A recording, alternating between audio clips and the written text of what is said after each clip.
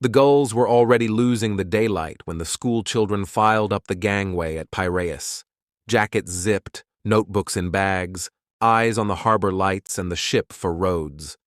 Coordinators pointed them to assembly stations. Teachers counted heads over the throb of generators. Lines cast off, tugs pulled, and the white hull eased into Athens' evening. It was October 21st, 1988, the first evening of a week-long educational voyage. The sea was calm. The Jupiter had started life in 1961 as Moladet, built for Zim and later sold to Epirotique. By the autumn of 1988, she was a familiar Aegean workhorse, about 6,300 tons, busy with short runs. On that Friday, she carried 391 British schoolchildren, 84 adults, and about 110 crew. A muster was announced. Teachers sent pupils for life jackets and back again. Discipline held the way schools know best, with voices pitched low and firm and crowds moving because they were told to. Outside the harbor, a freighter was lining up to enter. The Italian cargo ship Adige was making her approach as Jupiter continued outbound. 15 minutes after departure, the freighter's bow struck Jupiter on the port side, tearing a breach roughly 4.5 by 12 meters. In spaces near the tear, people fell and scrambled. Doors slammed, alarms sounded, water came in low and fast. Damage control parties ran for valves and boundaries that might hold the ship watertight. Some doors would not close against the pressure.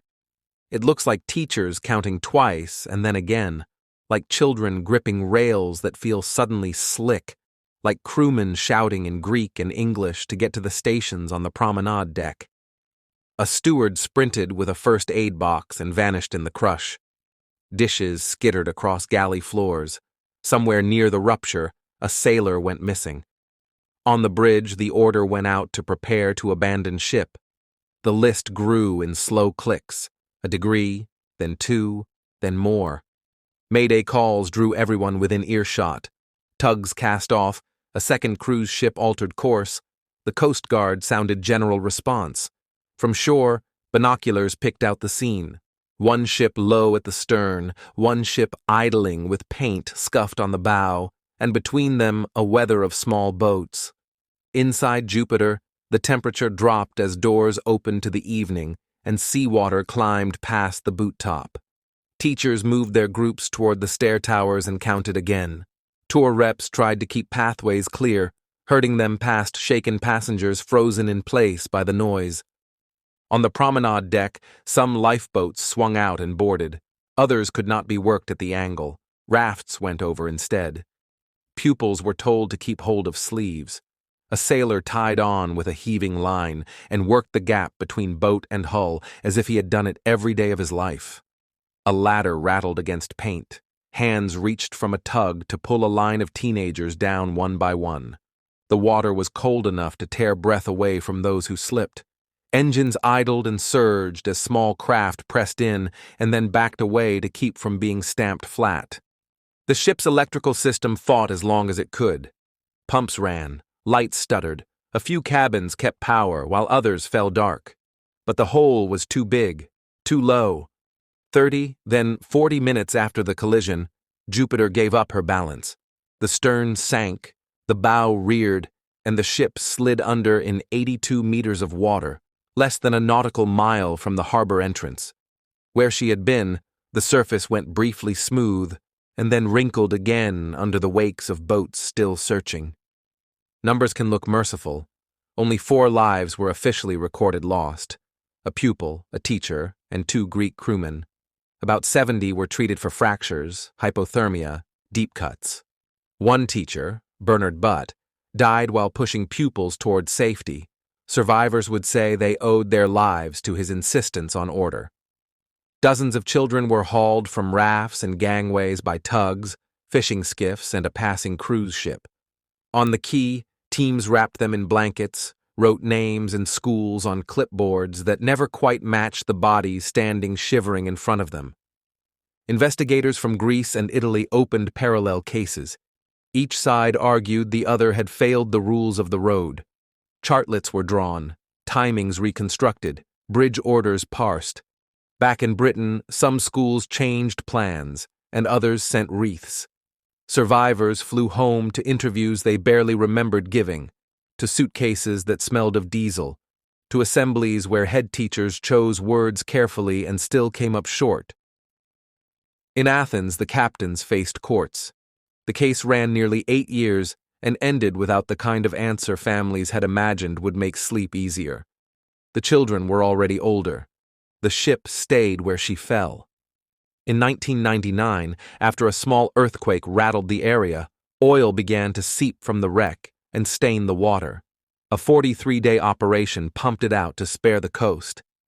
The mark on the chart never moved. Jupiter, 1988, printed in neat type just outside the harbor.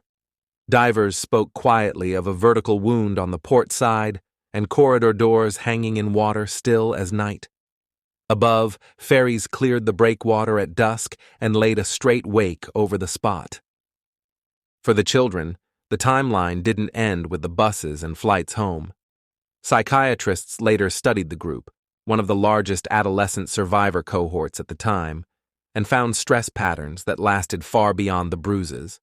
Some learned to avoid bridges and crowded corridors. Others could not ride a lift without feeling the tilt. A few turned the story outward.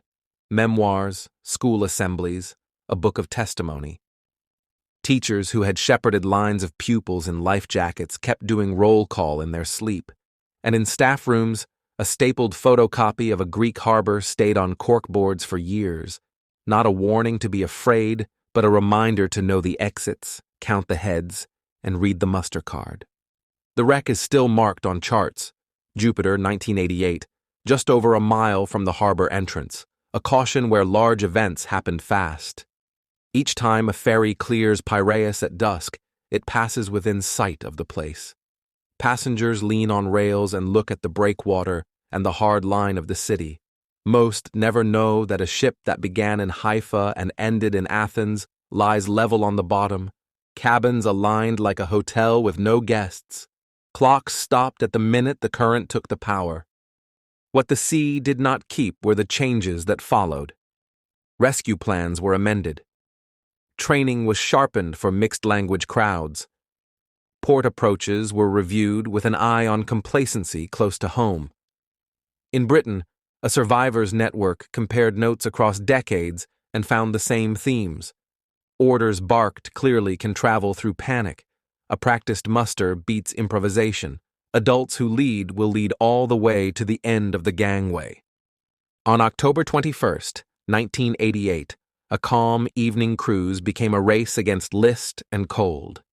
40 minutes separate the photograph of Jupiter leaving Piraeus from the position fix of her on the seabed. Between those points lived 1,000 acts of ordinary courage.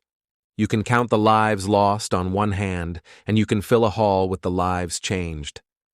The wake from every outbound ferry still writes itself across that patch of water, and then erases itself, and then writes again.